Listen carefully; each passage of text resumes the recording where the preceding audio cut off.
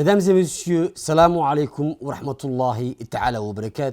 Bienvenue à ce flash d'informations concernant la situation sismique en République de Djibouti. L'Observatoire géophysique d'Arta a enregistré un séisme léger de magnitude 4.1 à l'échelle de Richter aujourd'hui dimanche 1er octobre 2023 à 6h24 heure locale dans le golfe de Tadjoura et identifié de type volcano-tectonique. L'épicentre a été localisé à 18 km au nord de la ville de Djibouti à une profondeur de 7 km, soit une distance d'hypocentrale d'environ 19 km. L'intensité macro-sismique dans les zones les plus proches de l'épicentre est de 4 voire à 5 faiblement ressentie. Toujours donc en actualité, concernant l'actualité sismique en République de Djibouti, le bilan de l'activité sismique du 28 septembre au 1er octobre 2023 à 6 h du matin s'étale donc comme suite. La crise sismique qui a débuté le 28 septembre 2023 à 4h22 heure locale dans le golfe de Tadjoura près des îles Moucha est toujours en cours. Depuis le début de cette crise sismique, l'Observatoire géophysique d'Arta a enregistré 1196 séismes.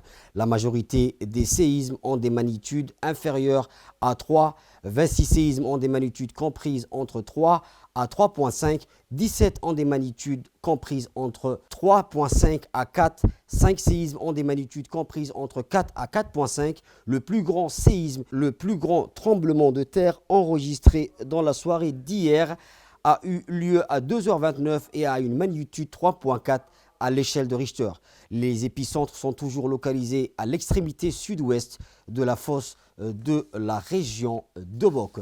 Les profondeurs de séismes localisés varient entre 5 à 11 km. Le nombre des événements diminue progressivement et en moyenne, nous avons enregistré 10 séismes par heure par la soirée d'hier. Cette crise sismique possède les caractéristiques des crises d'origine volcano-tectonique. Le sismologue Saad Ibrahim de l'Observatoire géophysique de la région d'Arta était notre invité cet après-midi et il est revenu sur la nature du séisme actuel et ses origines. Voici ses propos, on l'écoute. Merci de m'avoir invité. Comme vous le savez, l'Observatoire suit une crise sismique depuis le 28 septembre au niveau du golfe de Tadjoura, près des îles Moucha. Donc cette activité sismique est toujours en cours.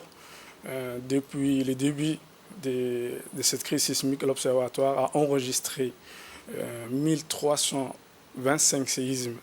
La majorité des séismes ont des magnitudes inférieures à 3, non ressentis par les êtres humains. 28 séismes ont des magnitudes comprises entre 3 à 3.5. 19 séismes ont des magnitudes comprises entre 3.5 à 4. 5 séismes ont des magnitudes comprises entre 4 et 4.5. Le plus grand tremblement de terre enregistré depuis ce soir jusqu'à présent, il a eu lieu ce matin à 6h24. Il a une magnitude 4.1 à l'échelle de Richter. Les épicentres sont toujours localisés à l'extrême sud-ouest de la fosse d'Obok. Les profondeurs des séismes localisés varient entre 5 à 11 km de profondeur. Donc les origines, en fait, cette crise sismique possède l'ensemble des caractéristiques des crises d'origine volcano-tectonique.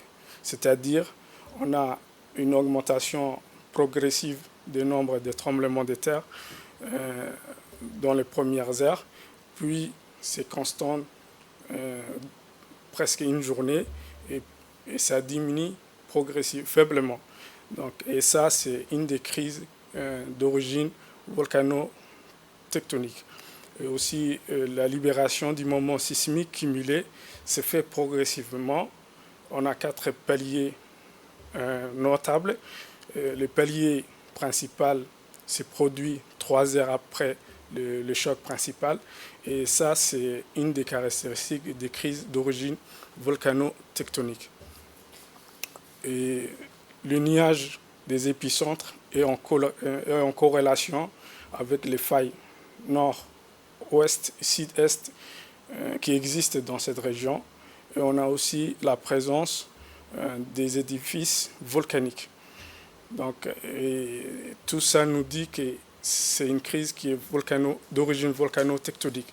Donc ça veut dire qu'on a une remontée magmatique ou soit hydrothermale de l'eau chaude avec une certaine pression qui, voilà, donc, qui traverse à travers les failles et qui crée ce tremblement de terre.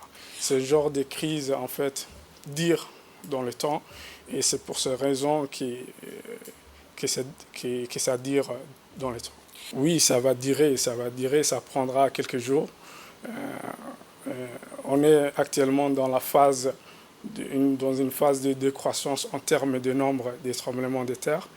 Et effectivement, ça va continuer dans les jours et dans les semaines, voire dans les mois à venir. Ce genre de crises se sont produits dans le passé.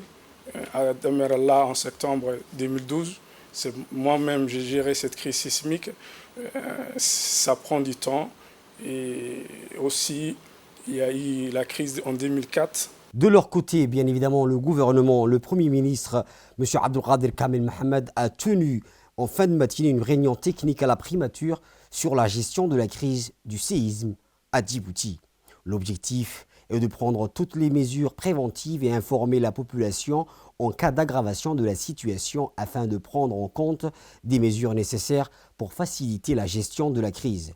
Plusieurs ministres ont participé à cette réunion technique, à savoir le ministre de l'Intérieur, le ministre de l'Enseignement supérieur et celui de la Santé et plusieurs autres responsables. Une autre réunion plus élargie sera tenue le mardi 3 octobre avec tous les départements chargés de la gestion de la crise en cas de catastrophe naturelle. Bien que plusieurs tremblements de terre